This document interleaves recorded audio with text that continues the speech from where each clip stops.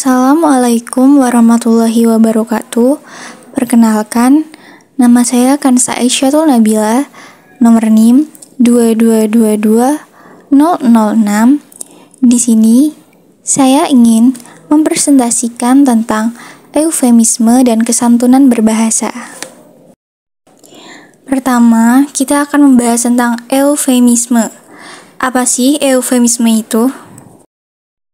Eufemisme dalam bahasa Yunani artinya artinya bagus, dan phimo artinya berbicara. Jadi, eufemisme berarti berbicara dengan ungkapan yang baik dan sopan. Sedangkan menurut KBBI 5 2023, eufemisme adalah ungkapan yang lebih halus sebagai pengganti ungkapan yang dirasakan kasar, yang dianggap merugikan dan tidak menyenangkan. Eufemisme adalah penghalusan kata yang dianggap tabu dan kasar oleh masyarakat. Jenis-jenis eufemisme. 1. Eufemisme efektif. Digunakan untuk mengurangi dampak emosional dari kata-kata yang lebih keras. Kedua, eufemisme sosial. Digunakan untuk menjaga hubungan sosial yang baik. Ketiga, eufemisme politik. Dalam politik, eufemisme digunakan untuk menghindari ketegangan atau konflik. Keempat, eufemisme teknis. Digunakan untuk menggantikan kata-kata teknis atau ilmiah dengan istilah yang lebih mudah dimengerti.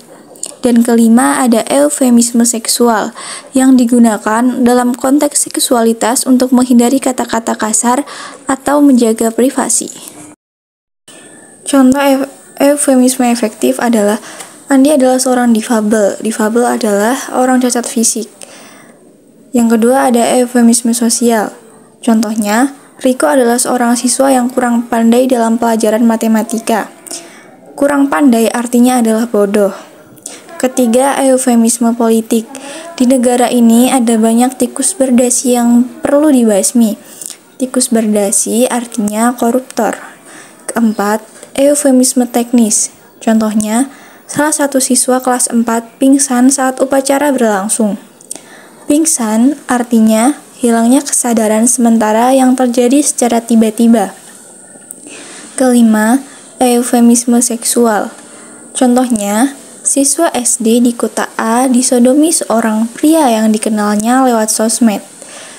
Disodomi adalah menyetubuhi melalui anal atau anus.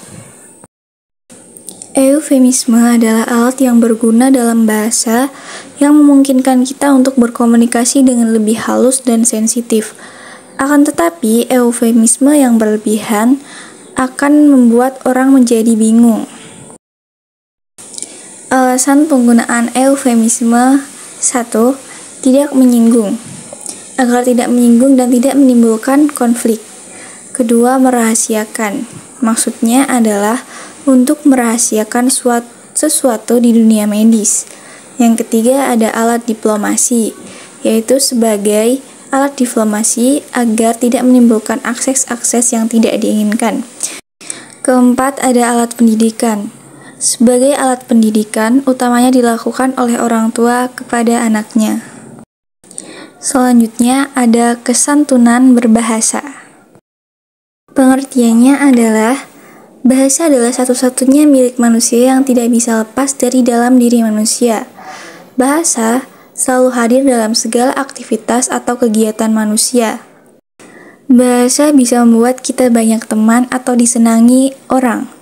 Akan tapi, bahasa juga bisa membuat kita banyak musuh atau dibenci orang. Oleh karena itu, kita harus memiliki kesantunan dalam berbahasa.